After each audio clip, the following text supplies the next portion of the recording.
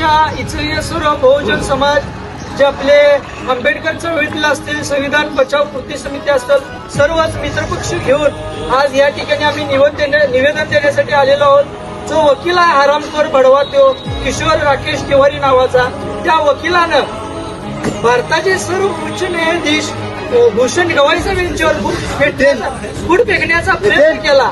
हाच प्रयत्न जर देवेंद्रजी फडणवीस मुख्यमंत्री आणि भारताचे पंतप्रधान नरेंद्र मोदीजी यांच्यावर केला असता तर त्याला गोळ्या घातल्या असत्या तिथंच। पण खऱ्या अर्थानं आमचा दलित समाजाचा व्यक्ती जर उच्च पदावर बसेल, हे पूर्वीपासून ते आतापर्यंत आम्हाला अन्याय शोषण करायला लागले तरी त्यांच्यावर बूट फेकण्याचा प्रयत्न केला। अशा बूट फेकणाऱ्या आणि असंविधानिक वागणाऱ्या लोकांवर जशाच तसं उत्तर भर चौकात लाकडा करून फिरवल्याशिवाय राहणार नाही हे मी घोषित करतो।